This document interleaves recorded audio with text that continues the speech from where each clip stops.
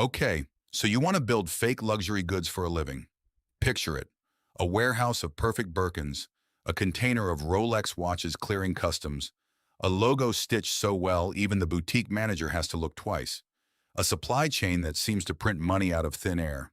You imagine yourself as a kind of outlaw tailor, printing money one stitched monogram at a time. Here's the problem. It is not simple. The paradox of counterfeit luxury is this. The better your fake looks, the more attention it draws, and the more attention it draws, the faster the whole operation collapses. By the end of this video, you'll know exactly what it costs to build a fake handbag empire, what it actually pays per hour once you count the years in prison, and why the world's biggest counterfeit bust in history ended with a storage unit instead of a fortune. On paper, counterfeiting looks like the easiest business model on earth. You don't design anything, you don't market anything. Somebody else already spent decades and hundreds of millions of dollars building the brand you're about to borrow. A real Hermes Birkin bag can retail for roughly $10,000, sometimes far more depending on the leather, the hardware, and how long the waiting list runs, with rare exotic skin versions climbing into six figures at auction. A visually convincing replica, sourced from a workshop in Guangzhou, can cost you as little as $60 to $200 to manufacture. That is a markup of roughly 50 to 150 times the production cost before a single unit is sold. A counterfeit Rolex Submariner can be manufactured for somewhere around $40 to $80 in parts and assembly. The real Submariner retails for roughly $10,000. On a spreadsheet, that gap looks like the greatest arbitrage in the history of retail. Getting started barely requires a factory of your own. In cities like Guangzhou and Putian in China, entire supply clusters exist specifically to produce look-alike goods, from stitching to hardware to packaging. A new entrant can simply place an order, no factory ownership required, no capital beyond a first purchase order. Distribution is even easier than production. A folding table on Canal Street in Manhattan, a storage unit in Los Angeles, or a live stream on social media is enough of a storefront. You don't need a lease, a business license, or a merchant account with your real name on it. You need a phone, a supplier's contact, and customers willing to look the other way. That is the entire pitch, and it is genuinely seductive. Low upfront cost, no brand building cost, and a customer base that already wants the brand you're impersonating. This is where every counterfeit founder starts, staring at a 100 times markup and thinking they've found a loophole in capitalism. There's also a labor cost illusion baked into the whole pitch. A legitimate luxury brand spends years training artisans, sourcing certified leather, and running quality control on every stitch. A counterfeit workshop skips all of that, copying the finished look without carrying any of the underlying cost of craftsmanship. That's why the fake can be manufactured for $60, while the original costs the house thousands just to produce, before marketing, retail rent, or brand building are even factored in. It genuinely looks on day one like you found a shortcut nobody else noticed. Every counterfeit founder in every documented case started with exactly that same spreadsheet math. Here is where the arithmetic quietly turns against you. That beautiful markup only exists if you can actually get the product to a paying customer without anyone stopping you first. Customs is the first toll booth, and it is not a small one. U.S. Customs and Border Protection seizes counterfeit shipments constantly, and each seizure erases 100% of your cost basis on that shipment.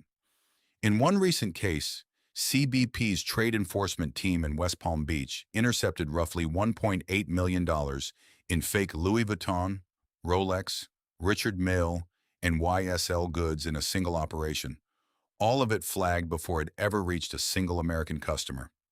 That's not lost profit, that's the entire unit cost, gone, with nothing recovered. So the real business model isn't import cheap, sell high. It's import cheap, assume a chunk of every shipment simply vanishes, and price accordingly. That assumption changes everything about your unit economics. Your true cost per surviving unit isn't $60, it's $60 divided by your survival rate across all the shipments customs never sees. Then there's quality control, and this is where counterfeiters accidentally become their own worst enemy. The better the fake, The more it looks like the real thing under a jeweler's loupe, the more it can survive an in-store authentication check, and the more scrutiny it draws from brand protection investigators who specifically hunt for mirror-quality replicas. Ironically, the cheap, obviously fake goods sold on a folding table barely register as a threat to a luxury house's legal department.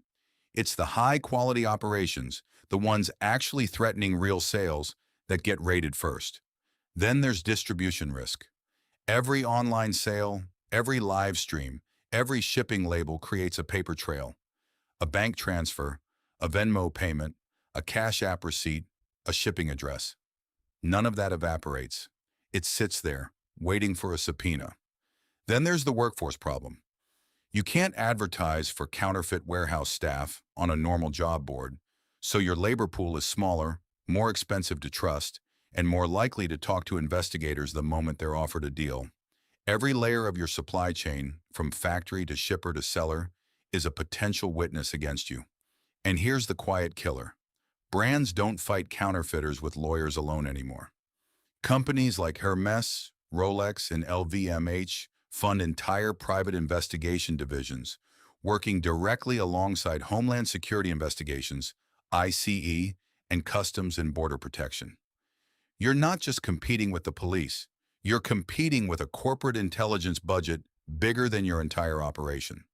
So the model that looked like a 100 times markup on a spreadsheet actually nets out somewhere much lower once you subtract seizure losses, legal exposure, laundering costs, and the eventual raid. Most counterfeit operations don't fail because the product was bad. They fail because the business model was never actually profitable once you priced in getting caught. There's one more mechanism working against you, and it's structural, not accidental. Trademark law doesn't just protect the brand's logo, it protects the brand's entire investigative apparatus. When a luxury house like Rolex or Hermes identifies a counterfeit ring, it can hand evidence directly to federal agencies who already have subpoena power, wiretap authority, and international partners. A small counterfeit operation has none of that leverage in return. You can't subpoena the people investigating you. You can't wiretap the customs agents flagging your containers. The information asymmetry runs entirely in one direction, and it runs there before you've sold a single unit. That asymmetry is precisely why counterfeit cases tend to end not with negotiation, but with raids, indictments, and forfeiture orders. There's a demand-side piece to this too, and it's worth being honest about. Buyers aren't always fooled. Plenty of customers on Canal Street or in a Facebook live stream know exactly what they're purchasing, and they're purchasing it precisely because it's a fraction of retail. That demand is enormous and durable, which is exactly why the supply side keeps regenerating even after a record-breaking bust. But durable demand doesn't change the legal exposure on the supply side.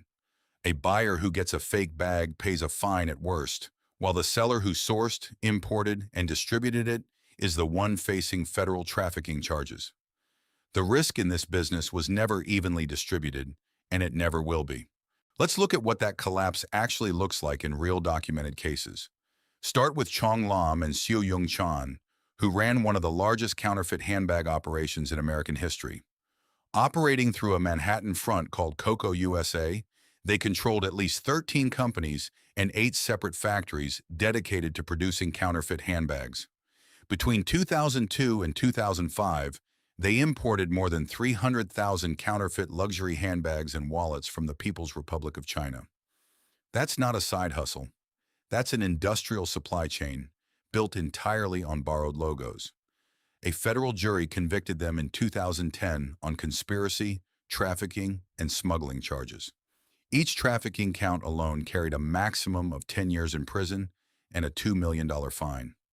Prosecutors moved to seize their illicit proceeds, including bank accounts in the U.S. and overseas, plus 3 New York properties that had already been frozen by court order. 8 factories, 13 companies, 300,000 handbags, and in the end, the government came for the buildings. Think about the scale of what collapsed there for a moment. 13 registered companies is more corporate infrastructure than most legitimate small businesses ever build. all of it existing purely to move counterfeit product through customs paperwork that looked legitimate on its face.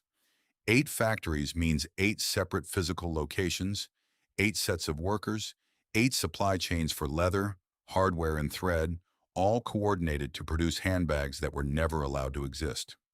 None of that infrastructure survived contact with a single federal investigation. Now scale it down to something closer to a side business. Clevis Nako, a 24-year-old from Massachusetts. Nako sold counterfeit luxury watches online and through social media, advertising fake Rolexes to customers across the country. Between 2020 and 2024, Customs and Border Protection intercepted 16 separate parcels addressed to his residence, containing 138 counterfeit Rolex watches and 5 counterfeit Audemars Piguet watches. The seized watches carried a combined manufacturer's suggested retail price of roughly $3 million, had they been genuine. But here's the twist. Nako wasn't some anonymous trafficker. He was employed as a police officer at Framingham State University at the time of his arrest. He pleaded guilty to conspiracy to traffic in counterfeit goods. A federal judge sentenced him to 60 days in prison and ordered him to forfeit $271,585 in criminal proceeds. 60 days doesn't sound catastrophic, until you remember he also lost his badge, his career, and roughly $250,000. Notice the ratio here. 16 intercepted parcels against however many actually slipped through undetected. Every single package customs caught was a total loss, watches and shipping costs both, with zero revenue to show for it. That's the seizure tax in action, quietly eating the supposed markup one intercepted parcel at a time. Next, the counterfeit business doesn't stop at handbags and watches. It goes wherever the margins are. Jiwei Alan Liao, along with his brothers Jimin and Jiting Liao, ran an international scheme trafficking more than 10,000 counterfeit iPhones and iPads into the United States and Canada. Their trick was almost elegant. The counterfeit devices were engineered with real IMEI and serial numbers copied from genuine, warranted Apple products already owned by actual customers. That let them exploit Apple's own warranty replacement system, swapping fakes for real, working devices at Apple stores.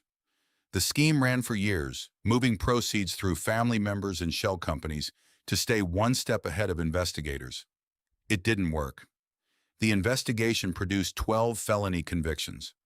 Jiwei Liao, identified as the organizer and leader, was sentenced to 51 months in federal prison.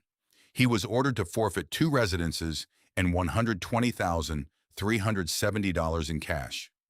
Across the whole conspiracy, investigators seized 5 San Diego residences, worth more than $4.1 million combined, plus over $250,000 in cash. His brothers had already been sentenced to 41 months each the year before. An elegant scheme, a multi-year run, and it still ended in 3 separate prison sentences and 5 forfeited houses. What made the Liao scheme unusually sophisticated was also what made it unusually traceable. Moving proceeds through family members and shell companies creates a paper trail of its own, a map investigators can follow one wire transfer at a time. The more people you loop in to hide the money, the more people exist who can eventually be offered a deal to talk. Now, the smallest scale operation in this episode, Jeanette Grant and Kimberly Nine, who did business under the name The Purse Lady.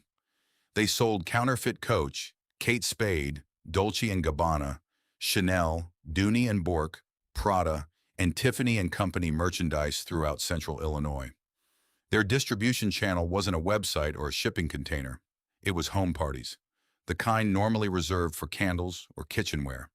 Search warrants recovered more than 15,000 counterfeit items, including 2,000 purses and 900 wallets, with a combined manufacturer's suggested retail price of about $1.6 million. One of the women had also accumulated a 2008 Dodge Caravan, a 2003 BMW, and $80,000 sitting in a safe deposit box. A federal judge sentenced Grant to 36 months in prison and 9 to 24 months. Grant agreed to forfeit $47,522, the exact amount she'd paid toward 2 homes in Bloomington, Illinois, in lieu of losing the properties outright. A purse party, a minivan, a safe deposit box, and 3 years in federal prison.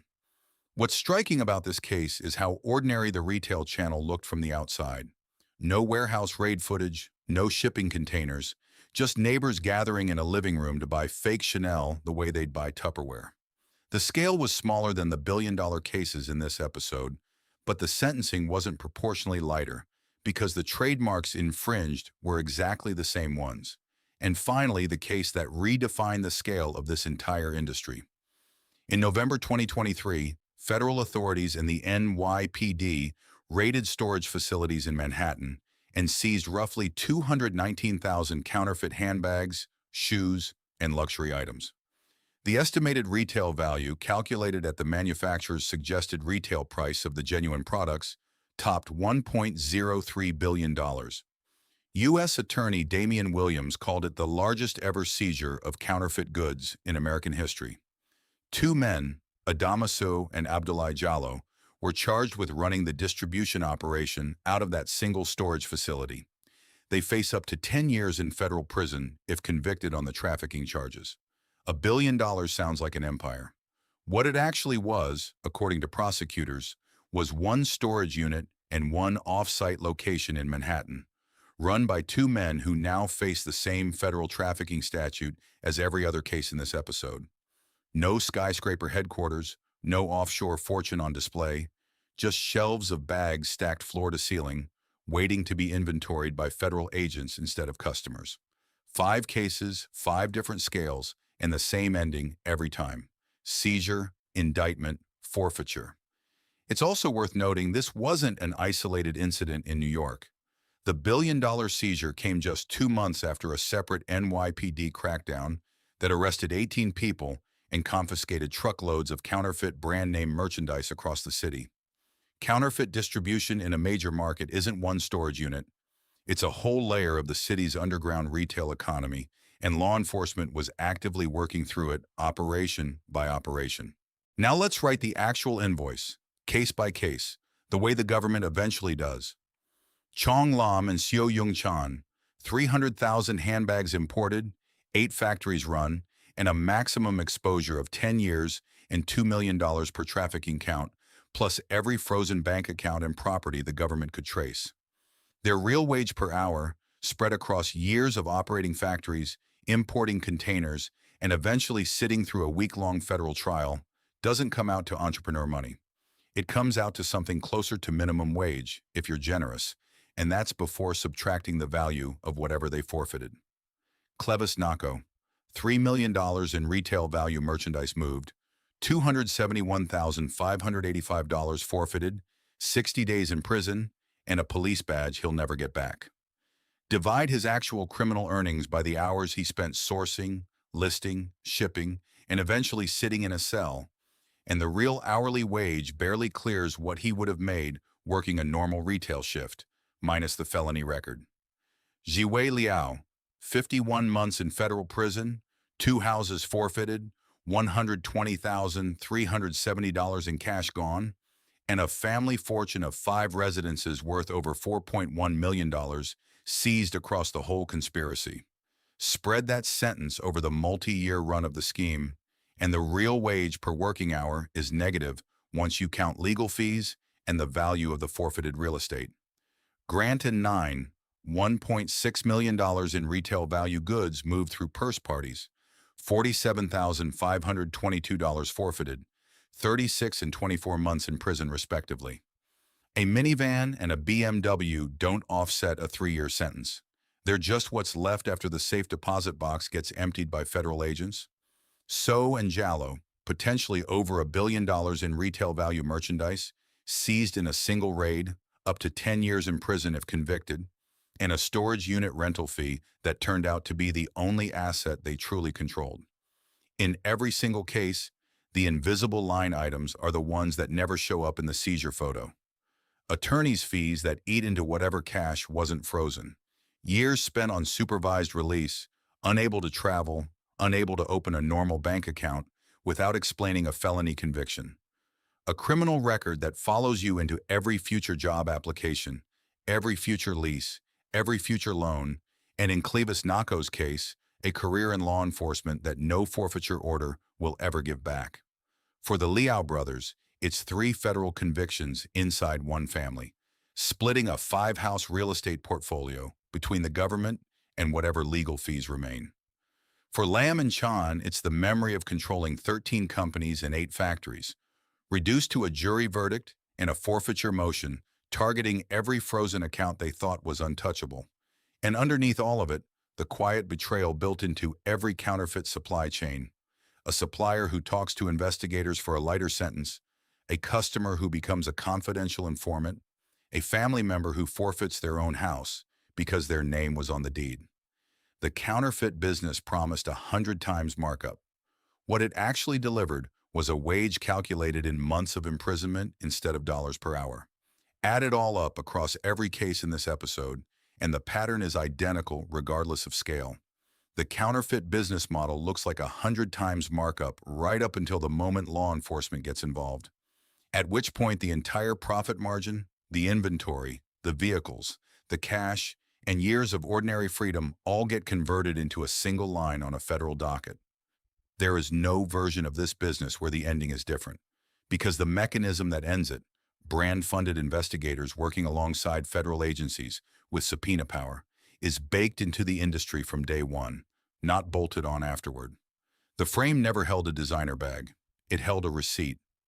Roll credits on that thought, because in this particular business, the receipt always finds you eventually, no matter how good the stitching was.